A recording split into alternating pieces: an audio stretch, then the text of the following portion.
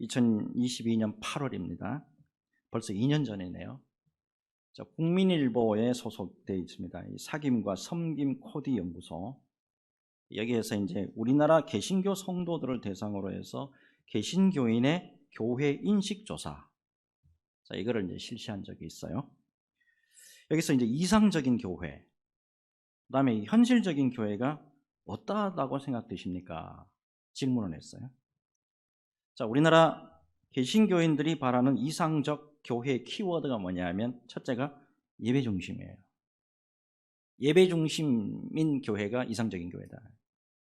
그다음에가 이제 기도 중심, 도덕적, 포용적, 사회 구제 봉사 등으로 이제 이어졌어요. 결국에 뭐냐면 하나님 중심, 그다음에 개인 도덕성, 이거는 이제 무시 못해요. 개인 도덕성, 그다음에 이웃 섬김 등으로 이렇게 균형 잡힌 교회가 이상적인 교회입니다 라고 대답을 했다는 거예요. 근데 현재 한국 교회 실상의 모습은 이상적 교회와는 다르다는 것을 보여줘요. 또한 한국 교회를 묘사를 하는데 어떻게 묘사를 했냐면 권위주의적이다, 그다음에 보수적이다, 그다음에 전도 중심, 예배 중심 등 순으로 나타났습니다. 이어서 이제 우리나라 개신교회가 불신자들 앞에서 이게 이미지가 많이 실추가 됐잖아요. 이에 대해서 그러면 어떻게 생각하십니까? 질문을 했는데 50% 반수가 모두가 모든 책임은 교회에 있습니다 라고 대답을 했어요. 그렇다고 한다면 이미지 회복을 위해서 시급한 게 뭡니까? 라고 물어봤어요. 그에 대한 대답이 뭐냐면 신앙생활 본질을 회복하는 것입니다 라고 대답을 했다는 거예요.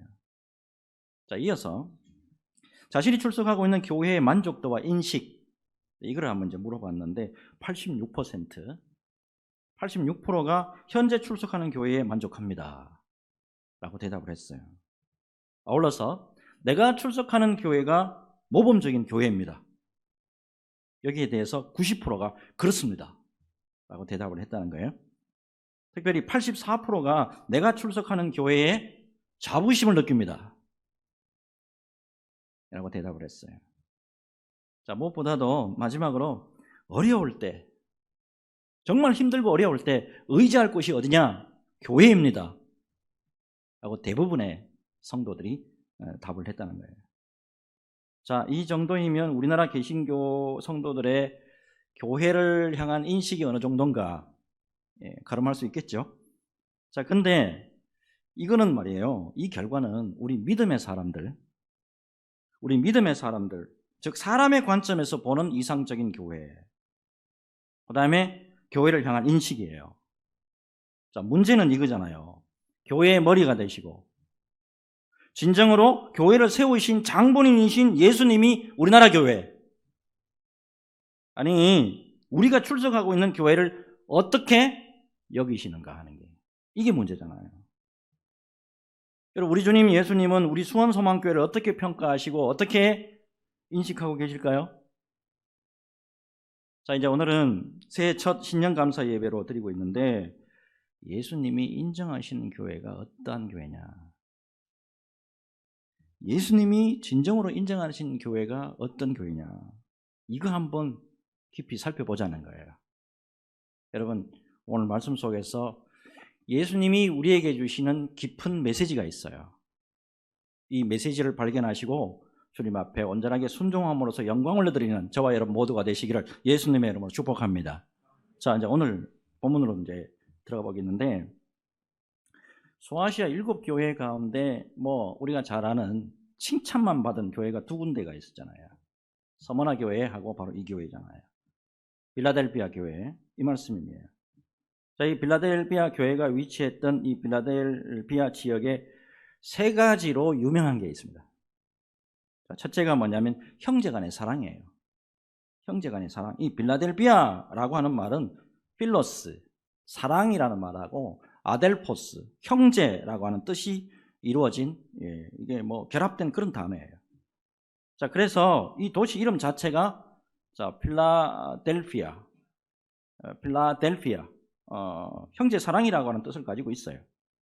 로마 정부에서 당시에 이 도시를 장악하기 위해 가지고 이 지역의 왕으로 있던 형, 그리고 그 형을 신하로서 잘 보필하고 있던 동생, 이 두 사람을 이간질하기 위해서 공작을 펼칩니다.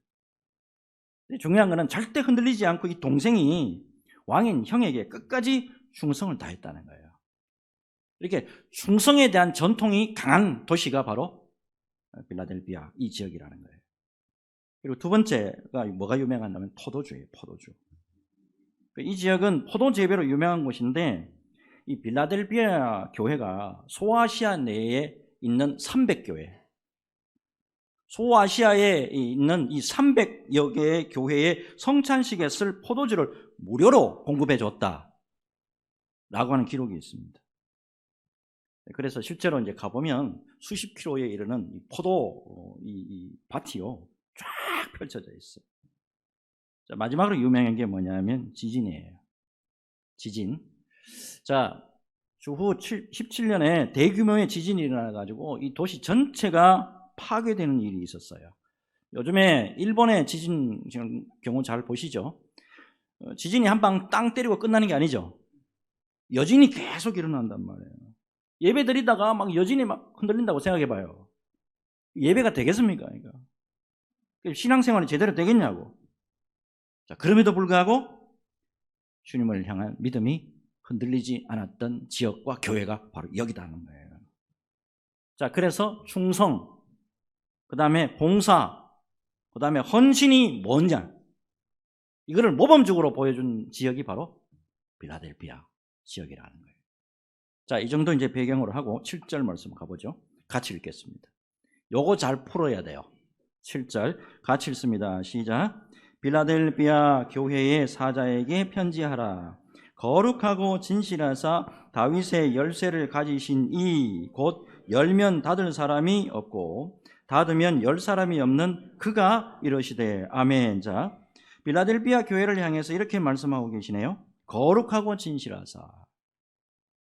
자, 그 다음에 다윗의 열쇠를 가지신 이 이렇게 되어 있습니다. 질문 드려볼게요. 다윗의 열쇠가 뭐죠? 다윗의 열쇠. 자, 다윗의 열쇠는 메시아가 가지고 있는 열쇠를 말합니다. 메시아가 가지고 있는 열쇠. 메시아이신 예수님이 생명과 사망, 천국과 지옥, 그 다음에 세상의 모든 권세를 가지고 계시는 그 모습을 말씀하고 있는 거예요. 특별히 이런 권세를 가지신 예수님이 자신에 대해서 뭐라고 또 말씀하시냐면 열면 닫을 사람이 없고 닫아버리면 열 사람이 없다. 엄청난 권능을 말하는 거예요.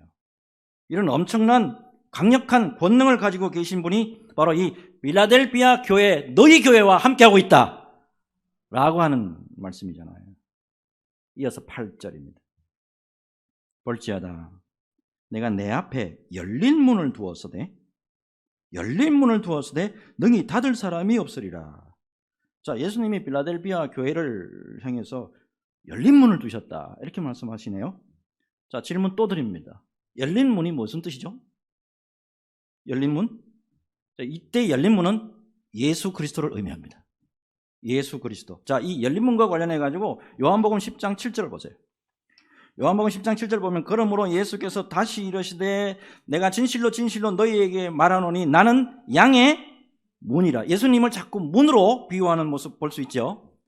자, 예수님은 당신을 구주로 고백하고 영접하는 자녀들에게 양의 문과 열린 문이 되어 주신다는 거예요. 비록 예수님의 양인 우리가 비록 죄의 덩어리고 보잘것없는 존재예요. 그리고 우리를 둘러싼 환경들이 우리를 막 집어삼키려고 하지만은 예수님이 양의 문과 열린 문이 되어 주셔가지고 우리를 당신 안으로 들여보내 주신다라고 하는 사실이에요. 그래서 예수 안에서 예수님의 은혜로 이기게 하신다라는 의미입니다. 자, 그러면 열린 문의 의미를 이제 이해를 하시겠죠? 제가 그동안에 이제 사역해 온 동안, 특별히 우리 교회에서 사역을 해오면서 예수님이 바로 우리의 열린 문이 되어 주신다는 것을 분명히 깨달을 수가 있었습니다. 교회에 이제 처음 부임했을 때 어디서부터 사역을 해야 되는가 정말 막막하더라고요. 교회가 전체적으로 영적으로 막 다운이 되어 있고 뭔가 딛고 일어서야 되는데 뭔가 더 딛고 일어서야 되는데 그 여력마저 없는 상황이었어요. 하지만 기도하는 가운데 주님의 은혜만을 의지를 했는데 2016년 2월 28일입니다. 다음 달 28일이 제가 부임한 날이에요. 그때가 주일이었습니다. 주일 예배 다 드리고 난 다음에 그 다음 날 월요일 새벽에 강단에 이렇게 엎드리는데 성령께서 이 말씀 주셨어요. 창세기 28장 15절입니다. 내가 너와 함께 있어 내가 어디로 가든지 너를 지키며 너를 이끌어 이 땅으로 돌아오게 할지라. 내가 내게 허락한 것을 다 이루기까지 너를 떠나지 아니하리라 하신지라. 베델에서 야곱에게 주신 하나님의 말씀이잖아요. 보니까 내가 너와 함께 있어 너를 지키며 너를 떠나지 아니하리라. 말씀을 받고 눈물이 확 쏟아지더라. 그러고 난 다음에 마음에 빛이 들어오더라고. 아, 우리 주님이 우리 교회를 열어주시겠구나. 놀랍게도 주님이 열어주시는 것이 바로 그 해부터 보이기 시작을 했습니다.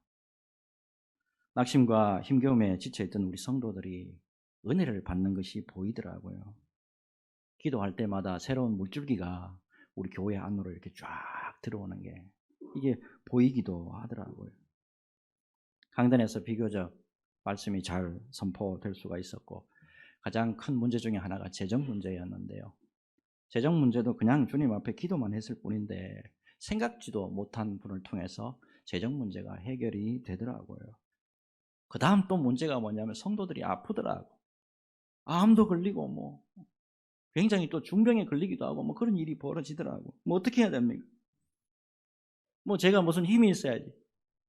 그냥 금식하고 간절히 기도만 했는데도 불구하고 우리를 불쌍히 여겨주셔가지고 한 사람도 낙오됨이 없이 다 고쳐주시고 회복시켜주셔서 이렇게 같이 예배 드리도록 은혜를 베풀어 주시더라는 거예요.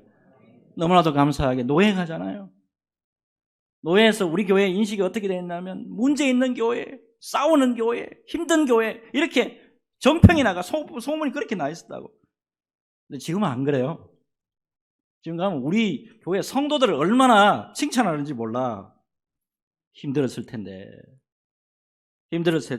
목사를 중심으로 해가지고 믿음과 은혜로 잘 세워졌네요. 참 축복합니다. 참 격려합니다. 이 말씀이 들린다고 요새. 열린 문 대신 우리 예수님이 우리와 함께하니까 사랑과 자비와 은혜가 풍성하게 나타나더라는 거예요. 여러분 무엇보다도 오늘 본문에서 우리가 깊이 새겨야 될 게 있어요. 열린 문 대신 우리 예수님이 어떠한 교회와 함께 하시고 열린 문 대신 우리 예수님이 어떤 가정과 어떤 성도와 함께 하시느냐 하는 거예요. 이제 핵심으로 들어가야죠. 자, 8절 다시 보세요. 8절 같이 읽겠습니다.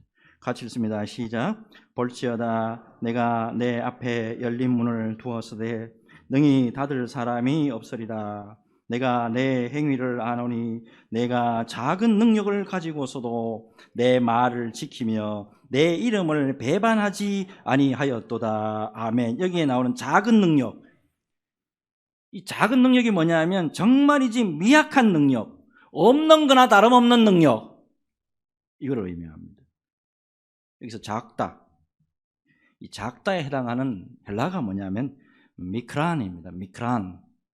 이 미크란 여기에서 영어 마이크로 여기가 나왔어요. 이게 무슨 뜻이냐면 어리다, 작다, 거의 없다. 거의 없다. 그런 뜻을 갖고 있어요. 그래서 NIV 영어 성경 보면 You have little strength. You have little strength. 거의 능력 없어. 이렇게 번역이 되어 있다니까요. 결국에 당시 빌라델피아 교회가 어떤 교회냐면 능력이라고도 할 것도 없는 참 초라한 교회. 그 교회가 바로 이 교회예요. 이와 관련해서 당시 빌라델피아 교회가 환경적으로 굉장히 어려운 처지에 우겨쌈을 당하고 있었던 세 가지가 있습니다. 자, 첫째가 뭐냐 하면 경제적인 문제예요. 경제적인 문제. 소아시아 지역의 이 도시 경제라는 것은 어떤 경제냐면 상인 조합, 이 조합에 의해서 운영되고 있었어요. 자, 그래서 상인조합에 가입하지 않으면 상행위를 못하는 거예요. 먹고 못 사는 거예요. 먹고 살 수 없는 거니까. 결국에 문제는 상인조합이 전부 도시 종교와 또 연결이 되어 있습니다. 따라서 상인조합에 들어가잖아요. 그러면 우리는 예수 믿는 사람인데도 불구하고 이방 신전에 들어가서 우상숭배해야 되고 거기 안에 음란한 행위들이 많았습니다. 예수 믿는 사람이 거기 가서 상행위 해야 되기 때문에 조합을 가입했다 싶어가지고 했기 때문에 거기 가가지고 음란한 행위까지 참석해야 되는 이 기가 막힌 일이 벌어졌다 이 말이에요. 두 번째 무슨 일이 벌어졌냐면 흩어져 살던 이 유대인들, 디아스포라 유대인들을 말합니다. 이 사람들이 또 사람을 힘들게 합니다. 이 사람들 생각이 뭐냐면 혼합주의적인 사고방식을 갖고 있었어요. 이 사람들은 이 도시 종교 있잖아요. 이거를 사회 관습, 문화 정도 이 정도로 의식을 해가지고 그 종교의식, 그거 종교의식 아니지 그거. 그 국민의례야. 마치 우리나라 신사참배 때 그게 무슨 우상숭배입니까? 그게 국민의례지 라고 했던 거하고 똑같아요.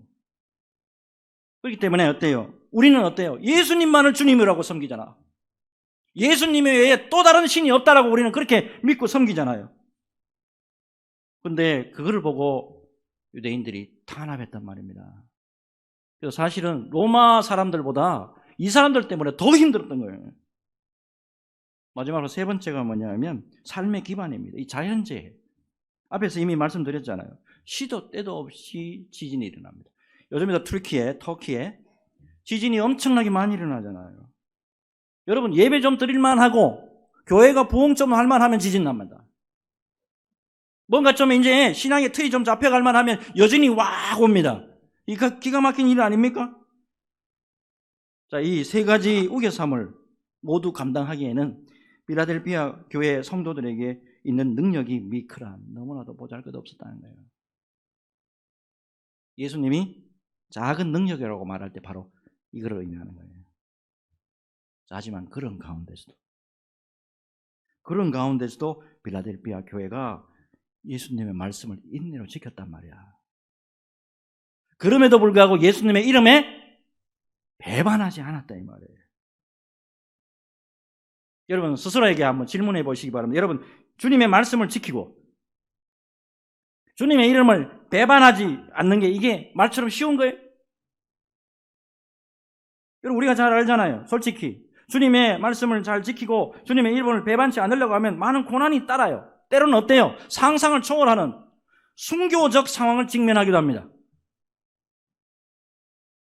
이번에 이제 말씀 준비하다가 일제 신사 참배 강요에 끝까지 굴하지 않고 끝까지 죽음으로써 믿음을 말했던 주기철 목사님 마지막 기도가 있더라고. 마지막 기도를 보니까 이분도 약해요. 두려웠던가 봐. 힘들었던가 보더라고. 몸부림치는 기도를 했더라고. 처음에는 우리가 십자가를 지지만은 나중에는 주님의 십자가가 우리를 져줍니다. 우리를 위하여 오는 고난을 내가 이제 피하였다가 이 다음에 무슨 낯으로 주님을 대하오리까?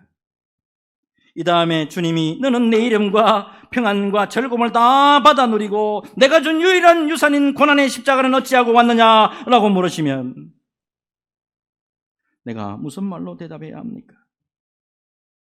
처음에는 우리가 십자가를 지지만 나중에는 십자가가 우리를 져줍니다. 십자가 내 주의 십자가만 바라보고 나아갑니다.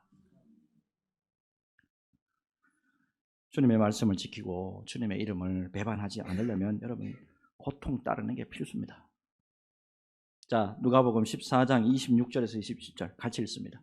누가복음 14장 26절에서 27절 시작. 무릇 내게 오는 자가 자기 부모와 처자와 형제와 자매와 더욱이 자기 목숨까지 미워하지 아니하면 능히 내 제자가 되지 못하고 누구든지 자기 십자가를 지고 나를 따르지 않는 자도 능히 내 제자가 되지 못하리라. 아멘. 예수님조차도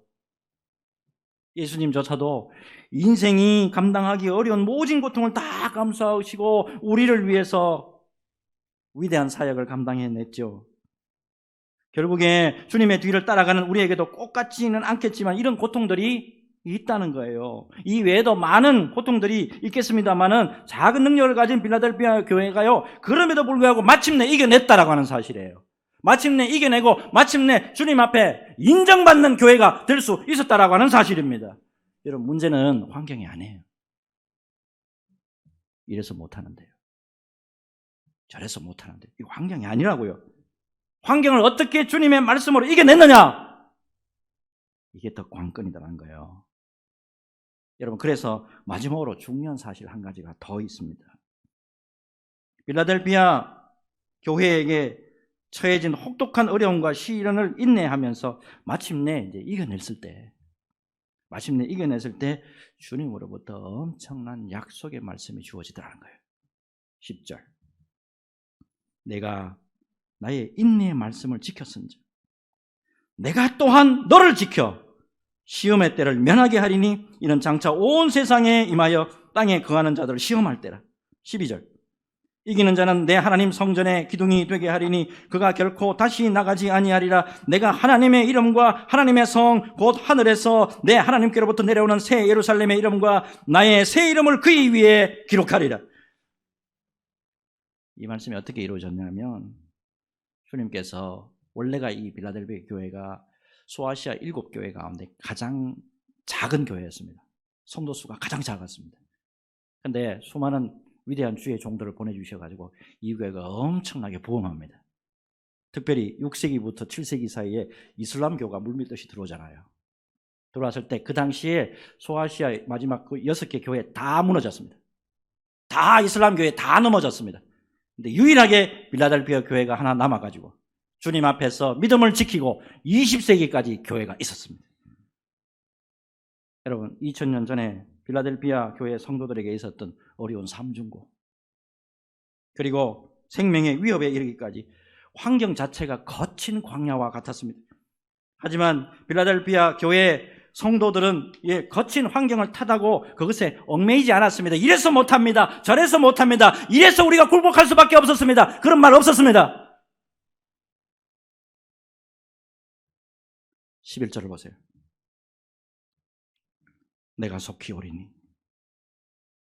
네가 가진 것을 굳게 잡아 아무도 네 면류관을 빼앗지 못하게 하라.